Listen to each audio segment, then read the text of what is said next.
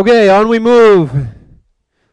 So chapter 12 was all about basic stoichiometry. 13 is essentially applied stoichiometry. So it's how do we use stoichiometry to analyze chemical reactions. So we're going to talk about a few different lab techniques, some of which we have done, or some of you have done, some of which we'll actually practice a little later in the year. But this is just our introduction. So the first part of this is how do we know the chemical formula of something? Remember that for a compound you have fixed ratios of atoms, all right, in that compound. One thing we want to be able to tell is, all right, if I have a compound, if I discover a compound, what is its chemical formula? And so there are a few different ways to analyze chemical formulas. One is by measuring the mass percent of each element in that formula. So you can use some stoichiometric methods to figure out what mass of each element is in a compound, and then using the masses, you can figure out what's the ratio of moles of one to moles of another. So just for a definition, the mass percent of an element in a compound is defined as the mass of that element. Oops.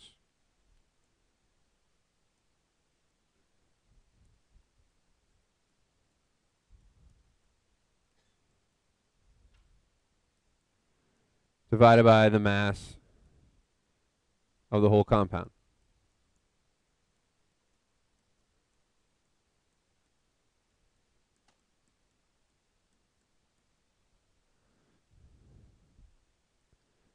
So when you see a mass percent, it's all right, what part of the whole is that element?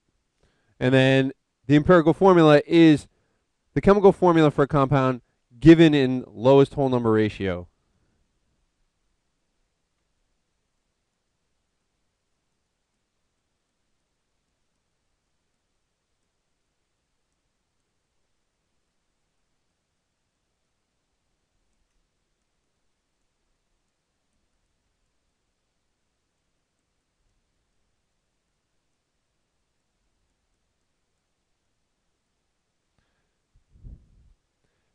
For an ionic compound, essentially, the empirical formula and the chemical formula are the same thing. The only time the empirical formula is different from the chemical formula can be for a molecule. Because for a molecule, you can have, say, 2 of each kind of element. And so then it would be a 1-to-1 ratio, but the molecule doesn't have just one atom of each element in it. So it would have a different molecular formula. So for ionic compounds,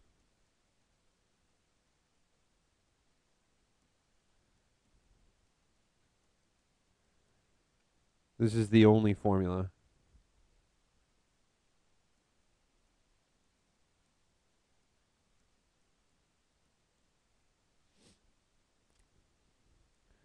But for molecules, we can have an empirical formula and then a molecular formula.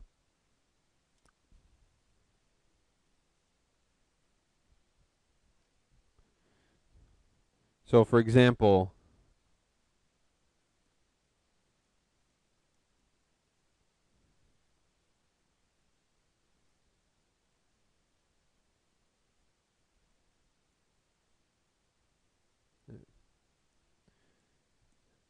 I'm going to give glucose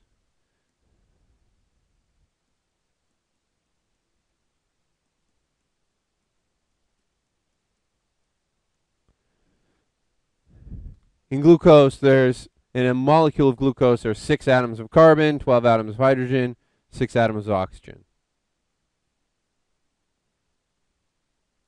But that's not its empirical formula. Its empirical formula would be that reduced to the lowest whole number ratio, which instead of 6 to 12 to 6 would be what?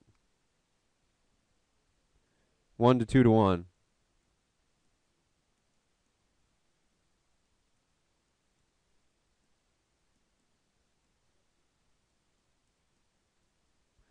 So the empirical formula for glucose is CH2O, which kind of makes the name we give to that class of compounds, makes that name make sense. So compounds like sugars and starches, what do we call them on your food labels? Carbohydrates. Carbon and water, hydrate. So that's where the name carbohydrate comes from.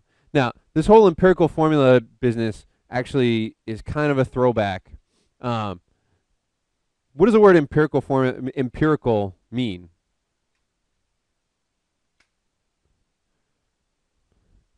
I don't know, like when you hear something is empirically determined. It's by experiment, yeah. So empirical means based on experiments. And so back in the day, any method that we had to figure out the formula of a compound in the lab would have just given us the ratio of the atoms and not actually the number that are in a molecule. Nowadays, we have things like mass spectrometry that can pretty much determine the chemical formula and skip over that step where you find the lowest whole number ratio. But a long time ago, a couple hundred years ago, if you wanted to figure out the ratio of elements, you could do that experimentally. You could figure out the ratio of elements, but you couldn't actually figure out what the molecular formula was.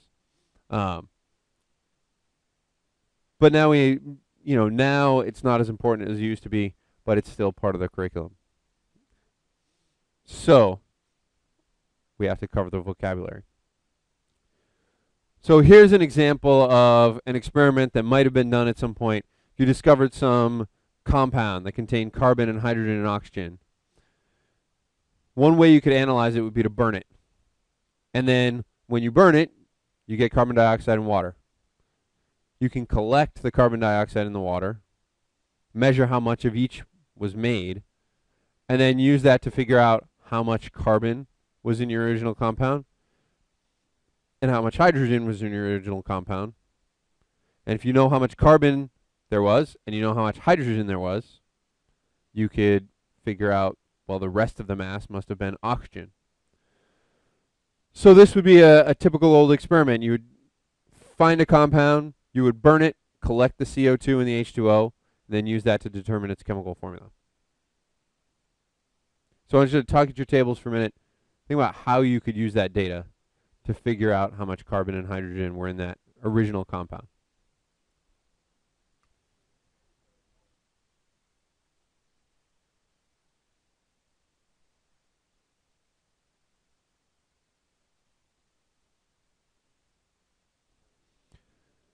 All right, who has a plan?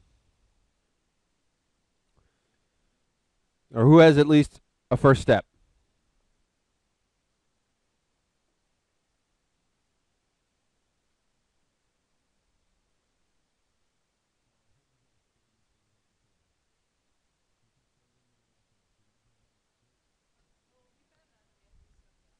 All right, we're going to have to use stoichiometry, which means what? What's the first step always in stoichiometry? Finding moles. All right, so step one, we're going to take our grams of CO2 and turn it into moles of CO2.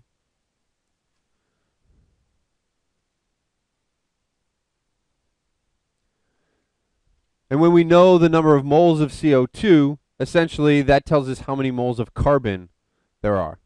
Because in 1 mole of CO2, there are how many moles of carbon? 1. All right. So that's going to tell us how many moles of carbon.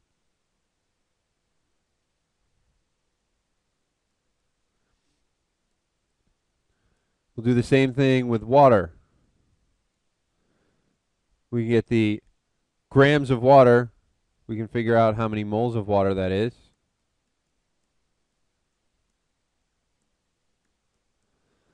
And then in 1 mole of water, how many moles of hydrogen are there? 2. So we can get how many moles of hydrogen there are. All right, so now I will know the ratio of moles of carbon to moles of hydrogen.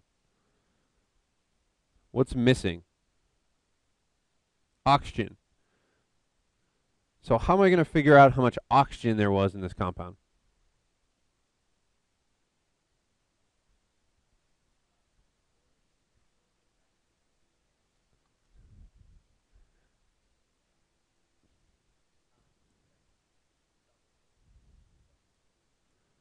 All right. So I determine the number of moles of carbon. I can figure out how many grams of carbon that is. The number of moles of hydrogen, I can figure out how many grams of hydrogen that is. All right. So step 3 would be determine grams of carbon and grams of hydrogen in the original compound.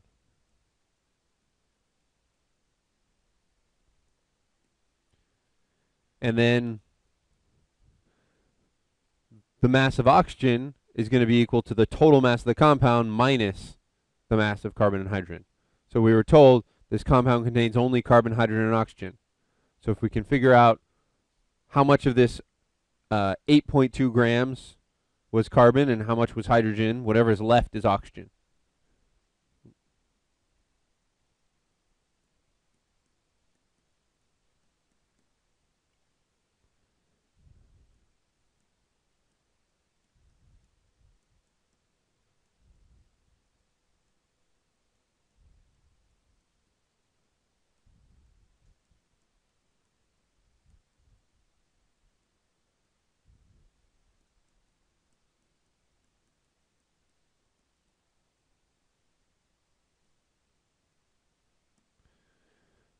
Okay, and then once I know how many grams of oxygen there were, when I'm figuring out the ratio, I need the ratio of what to what?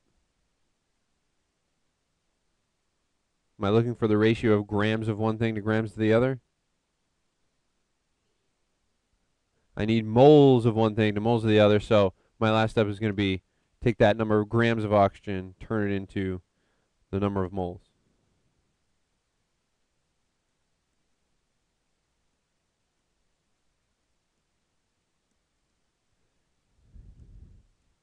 And once I know the number of moles of all three, now I can figure out the lowest whole number ratio of moles.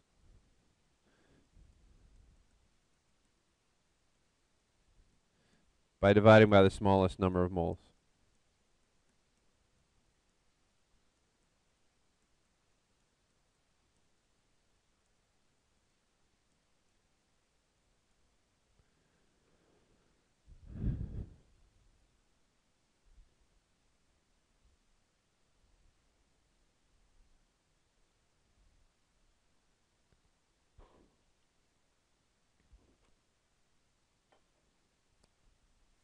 All right, we have a plan. I'm going to leave it to you to execute. So get to it.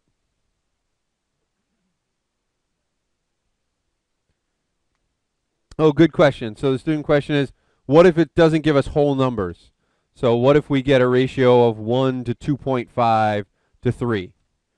You do need to convert it to whole numbers. Our formula does have to be in whole number ratio. So if it's 1 to 2.5 to 3, you would multiply them all by 2 to make them whole numbers. You know, if you get something that's like 1.33, that's about a third, so you would multiply them all by 3. You get something that's 1.25, you would multiply them all by 4. Yep.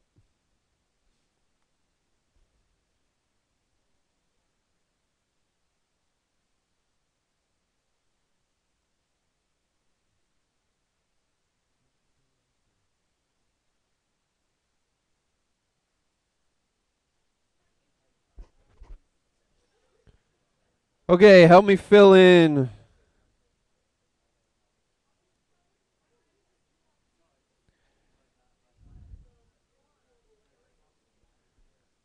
All right, help me out here. Moles of carbon.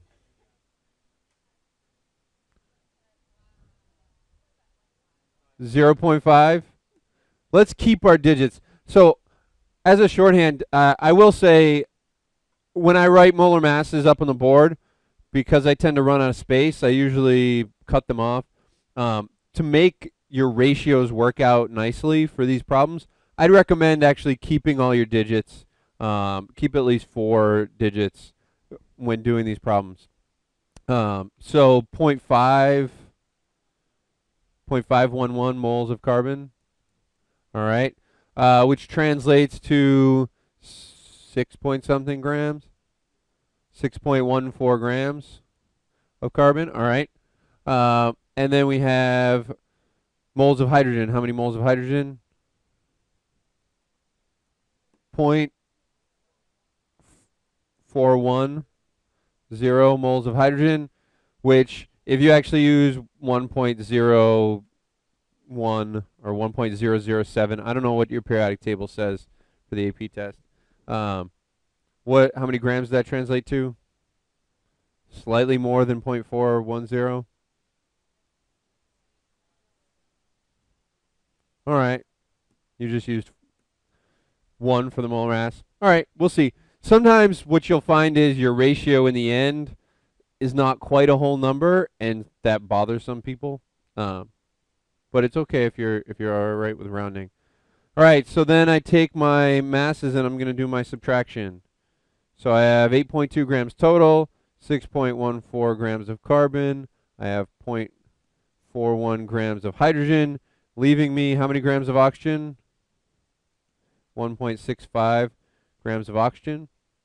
All right. So then that's going to work out to be, about 0.01 moles. How many? About 0.1 moles. 0.103 moles of oxygen. All right. So my ratio now, I have 0.511 of carbon.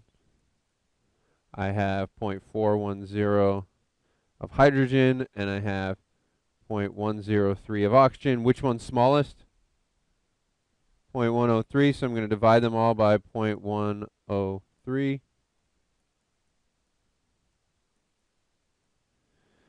And it looks like it works out to about a 5 to 4 to 1 ratio.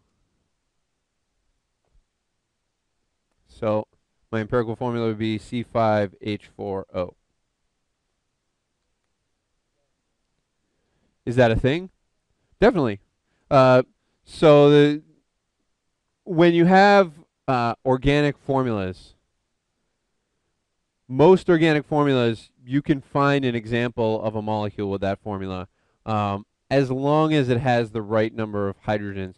So for instance, this shouldn't have an odd number of hydrogens, because then that would have to be a radical. It would have to have an unpaired electron. But as long as you don't have an odd number of electrons, almost any organic formula you can come up with at least one example of that molecule, if not many. So this formula C5H4O, you could probably come up with thousands of molecules that would have that formula. Maybe not thousands, but maybe hundreds. Maybe not hundreds. All right. I'm exaggerating. This formula is kind of small. Challenge. Someone come to me and tell me how many different molecules you can make with that formula. Yeah. All right. Questions about the process? I'm going to say it's definitely more than 6. Question, where do which numbers come from? The numerators here in green? All right, so all I did is I pulled my number of moles of each. So moles of carbon was 0.511. I just wrote it again down here. Moles of hydrogen was 0.410. Moles of oxygen was 0.103. So I had a ratio of 0.511 to 0.410 to 0.103. I want to make it a whole number ratio. So what I do is divide them all by the smallest one. And when you divide them all by the smallest one becomes 1 in your ratio. And then, you know, if the question writer has been nice to you, then the others will divide nicely into whole numbers. If they don't divide into whole numbers, like I said, if this had been 5 to 4.5 to 1, then we would have had to multiply them all by 2 to make that 4.5 into a whole number.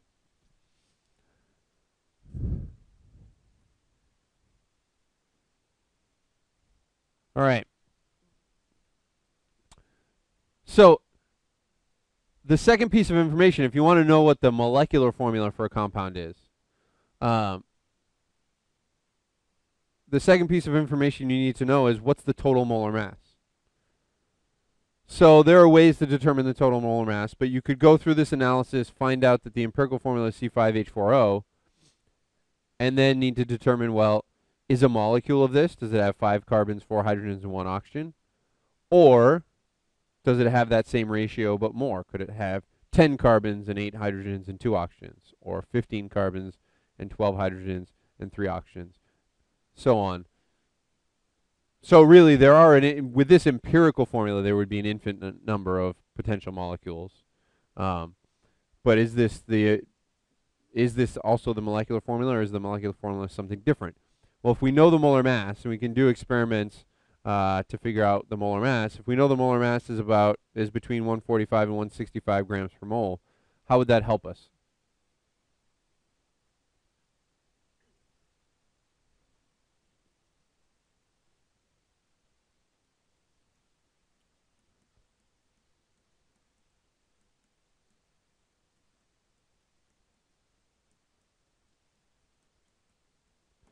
Well, let's just list some of the possible molecular formulas. What's one possible molecular formula that would correspond to this empirical formula?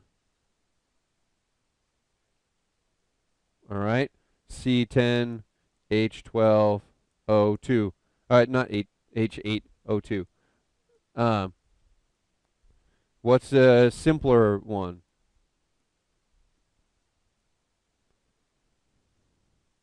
What's the simplest possible answer? C5H4O. C15H12O3.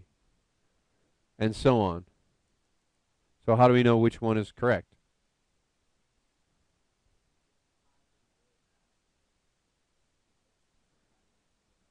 All right, so first let's find the molar mass of C5H4O.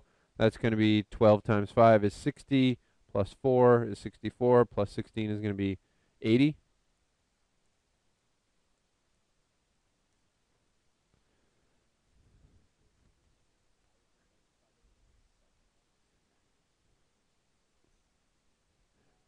All right. So if this is 80, then if I double it, it would be 160. If I triple it, it would be 240, and so on.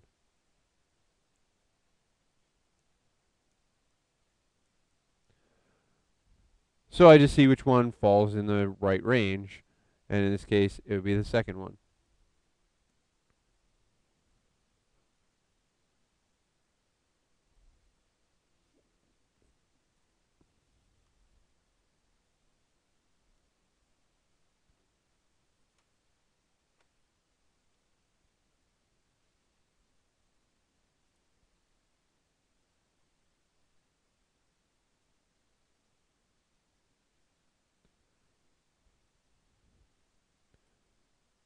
Other questions about that?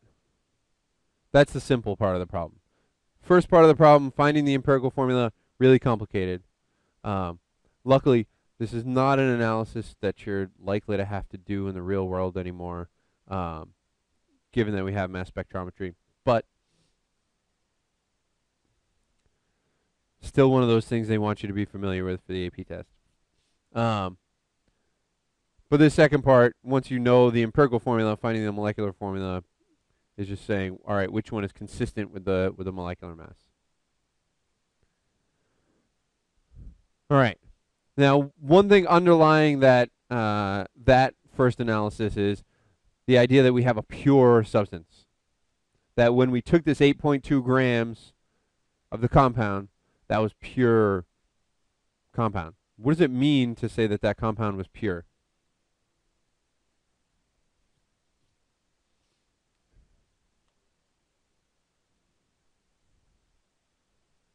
All right. So substance is pure if it is if there's only one substance present in the sample. Okay.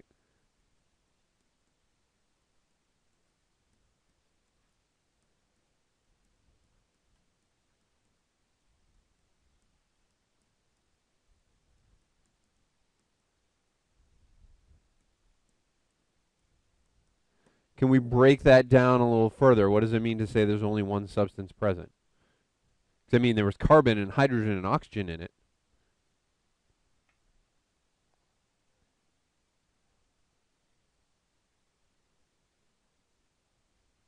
Okay, all of the atoms present are chemically bonded, and they're chemically bonded in the same way. So for a molecular compound to be pure, that means every molecule has to be identical to every other molecule. All right. So for molecular compound,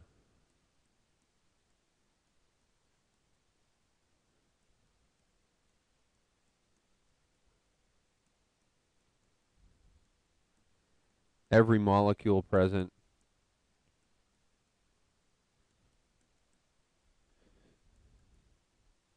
is identical to every other molecule.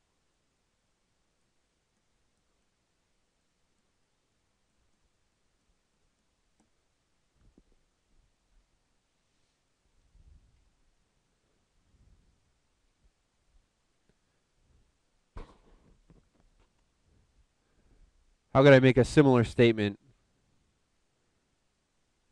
for, say, ionic compounds?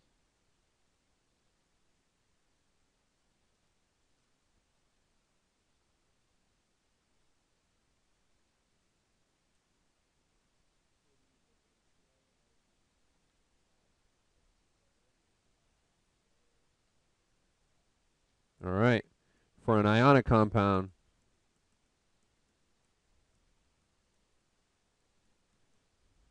the ratio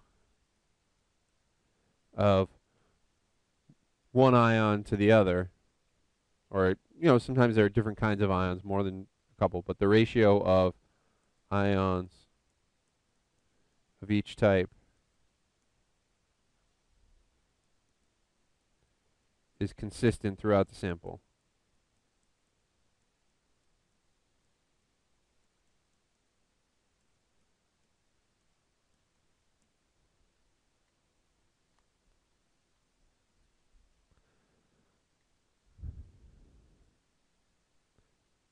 Why do you think purity might be important to a chemist? Or to anyone, really?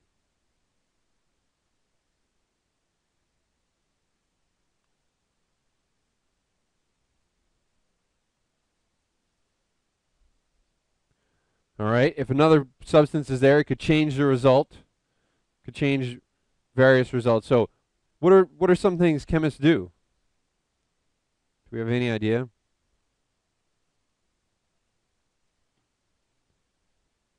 All right. They measure things. They react things together. In what context? In the real world. In what context might a chemist be employed?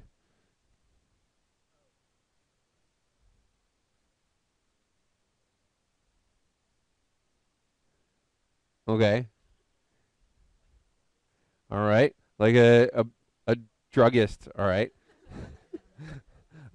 So, like a pharmacist. Pharmacists sell chemicals, basically, right? Where does the pharmacist get the chemicals that they sell?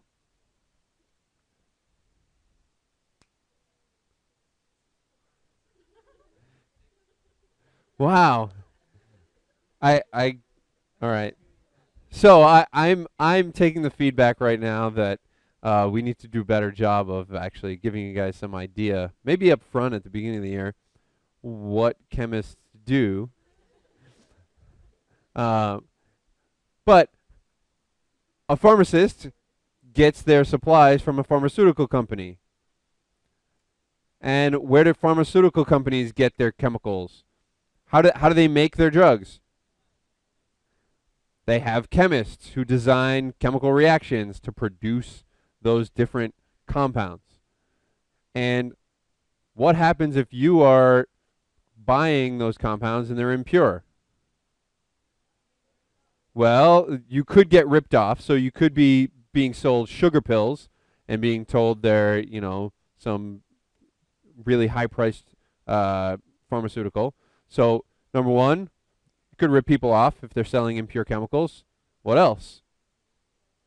All right, could make you sick. So, one scenario is it just doesn't work because you're not being sold what you think you are. Another is impurities could make you sick. So purity is important in a lot of contexts. I think pharmaceuticals is maybe the one that's most immediate that people think of. because I think we want our medications to be pure. We don't want to have a bunch of impurities in them. Um, Same thing goes for food supplies. Chemists at the FDA would test various food products to see what's present in them. Um, you know, you want to test paints that are going to be used in houses to make sure they don't have lead, or in toys to make sure that they don't have lead in them. Um, so purity is important. A lot of what chemists do in terms of analysis would be analyzing how pure something is. Um, and depending on the context, it might be life and death important, or it might be just financially important to have a pure product. So one way to test purity is to run a reaction with an expected result, and then see if the results you get match your expectations. All right. So, for example, if you pull a bottle of potassium chloride off a shelf, you heat it, and it undergoes a reaction where it decomposes into KCl and O2. I didn't provide a balanced chemical equation, but you should be able to generate one from that description. So if you heat 15.00 grams of KClO3 and weigh it after heating, what should the final mass be? So this is a straight up stoichiometry problem.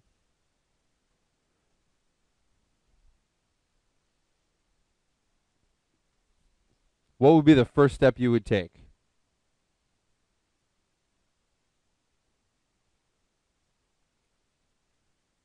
Vinny?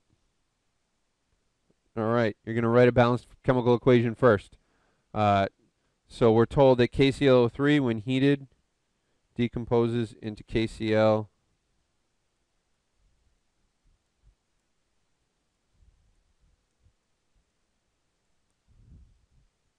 and O2.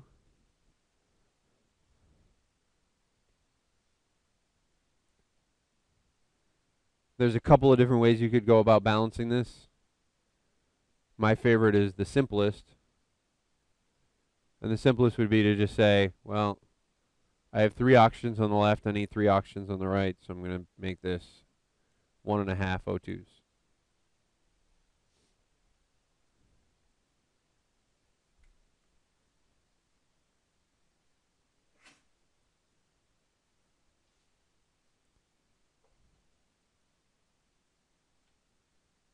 All right, go ahead and do the calculation from that point.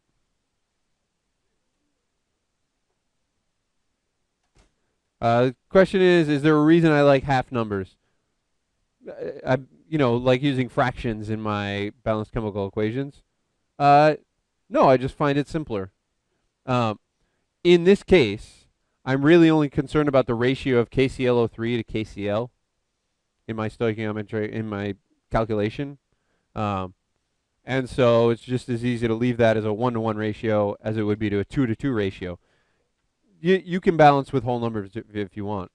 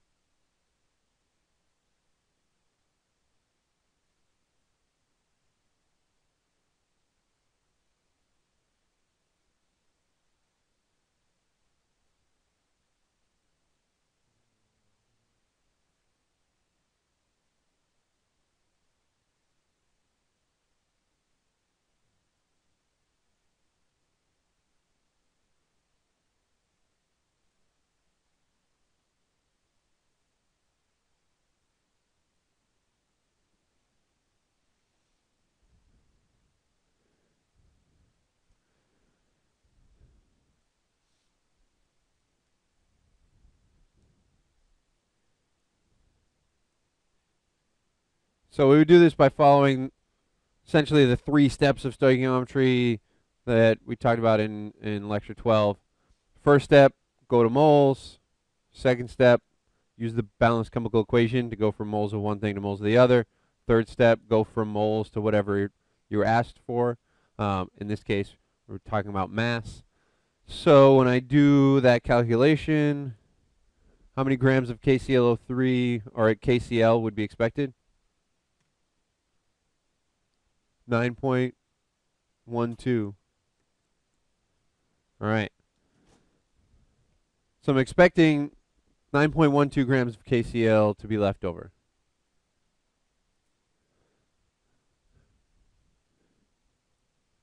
One, two.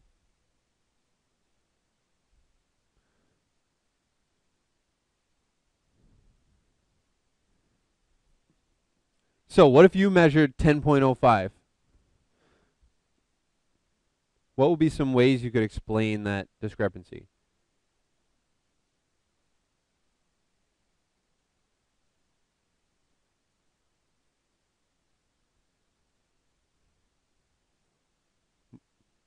We'll leave. All right, Artem.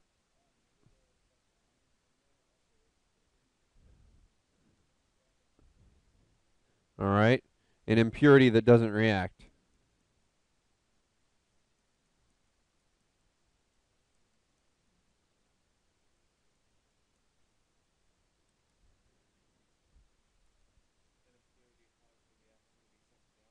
All right, an impurity that undergoes a different reaction.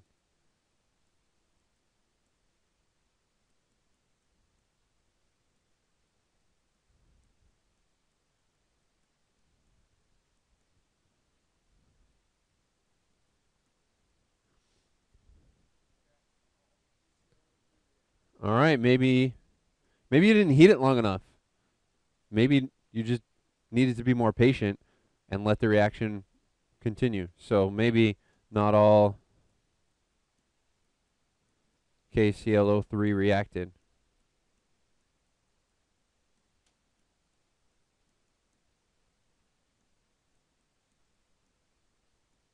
What would be a way to check if that were the case?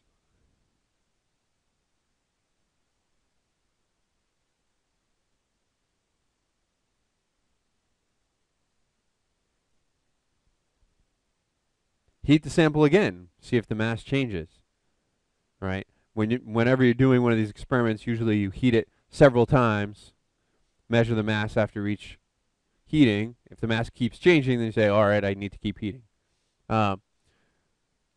So when you get unexpected data, it could be there's an error in your procedure, but it also could mean that there's an impurity in what you're analyzing. All right. We will be looking at some more examples tomorrow of how to analyze purity.